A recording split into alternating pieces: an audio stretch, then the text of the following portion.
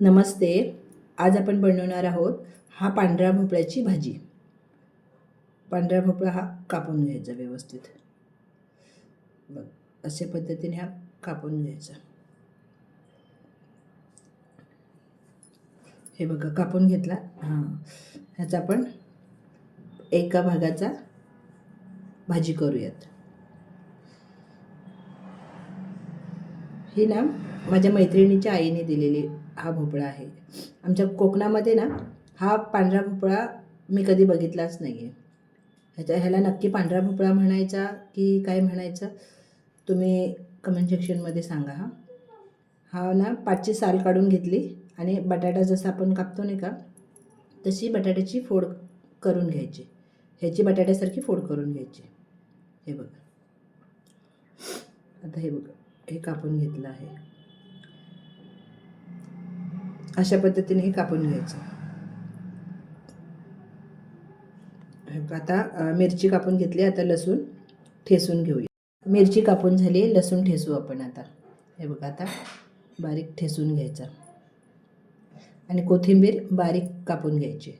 आता आपण बघूयात. कोथिंबीर, मिरची, लसूण आणि जिरं मोहरी. आता हे पाण्यामध्ये एकदा धुवून घेतलेलं आहे. आता तवा तापायला ठेवला आहे. त्यामध्ये 2 चमचे तेल ओतूया. हे बघा, अशा पद्धतीने तेल 2 चमचे आहे. हे 2 चमचे तेल टाकायचं. तेल चांगलं गरम होऊन द्यायचं. त्यामध्ये जिरं टाकायचं. जिरं फुललं की मोहरी टाकायची.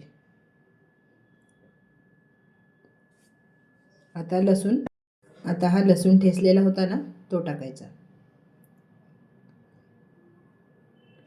मिरची टाकायची. हे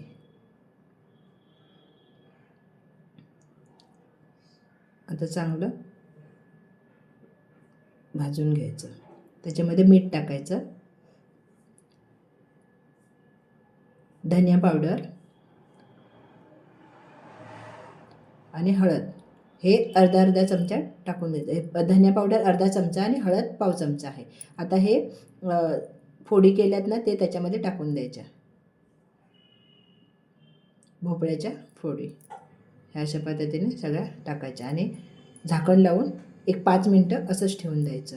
5 मिनटांनी परत हलवून बघायचं किती शिजलं ते. अजून शिजलेलं नाही, अजून थोडा वेळ लागेल. अशा पद्धतीने हलवून पूर्ण सगळं हलवून घ्यायचं आणि आता 5 मिनटं परत ठेवलं. 5 मिनटांनी परत अजून ओपन करून बघितलं. हे बघा, आता जवळपास शिजत आलेली आहे. हे बघा, आता पूर्ण ही शिजली आहे. हे बघा, आता पूर्ण हलवून घ्यायची. हे बघा, आता आपण एका भांड्यामध्ये काढून घेऊ. हे चांगली शिजली आहे. आता पूर्ण शिजायला 10 मिनटं लागली. आता वरती कोथिंबीर टाकू. हे बघा, खूप सुंदर झाली होती. एकदा करून नक्की बघा. थँक्यू.